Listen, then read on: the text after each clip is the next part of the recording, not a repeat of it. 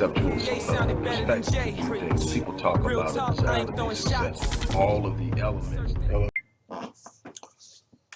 Hello, everybody. Dr. Rick Wallace dropping in on you. I'm not going to be here long. I just wanted to introduce you to a very short but prevalent article I wrote earlier this morning and posted. It will be posted on a couple of my sites, the Visionetics Institute and Master Fitness 21. The article is entitled "The Night I Almost Died, Recognizing the Signs and Symptoms of a Heart Attack." Those of you who have paid attention to what I've posted, the few times that I have posted since my ordeal, you are aware of the fact that for almost an entire week I ignored the signs of literally having minor heart attacks, dismissed them as uh, chest pains, DOMS, which is delayed onset muscle soreness due to intense workouts, when in truth I was experiencing a minor heart attack. And this happened several times over the course of last week. And it culminated with two major heart attacks, one on Saturday night and one on Monday evening, which led to emergency surgery and the installation of a stent into my major artery. So what I wanted to do is make people aware of the importance of paying attention to symptoms, recognizing symptoms of a heart attack, being able to recognize symptoms of a heart attack and respond as quickly as possible can be the difference between life and death. We have made major advancements in the area of treatment and responsiveness to heart attacks, and thank goodness for that. On Monday, the rapid response team that responded to that final heart attack was nothing short of amazing. To be the crazy thing in dealing with that heart attack is to be conscious. That's the difference between a heart attack and cardiac arrest. Cardiac arrest means your heart is stopped and you're unconscious, and they're trying to literally get your heart started again and get it going. A heart attack means your heart is under duress. It's not performing at the level it should for a number of different reasons, primarily some blockage that's stopping blood flow to getting to the heart. And the difference with that is when you're going through a heart attack, you are awake and aware. And to be aware that you're that close to the line of death and to watch everything going around you is sort of really, truly sombering. And I watched people work as a team and in cadence with one another to accomplish one goal, and that was to save my life. And to those people, I say thank you. And in that, I want to definitely encourage people to be aware of their health, know the health risk, which I also cover in this article, the health risks that lead to heart disease and heart attack, know what the signs and symptoms are, and respond immediately to those. It's better to err on the side of caution and show up and it be something minor than to dismiss it as being something minor and it's something life-threatening. That's something that I'll never do again in my life.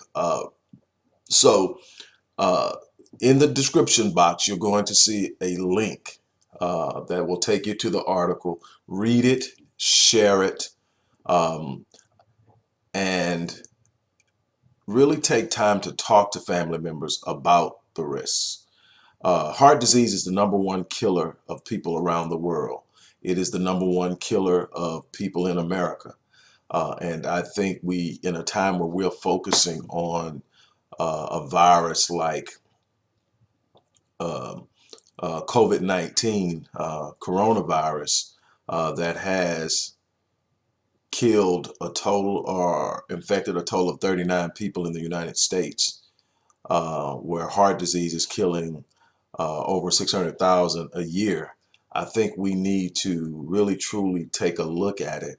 And that's going to be one of my passions moving forward, is dealing with genetic predisposition, which I'm actually doing research on now, dealing with the ability to mitigate risk by proper nutrition, proper exercise and activity, staying away from bad habits, a couple of which I have, drinking and smoking, which definitely contribute to it.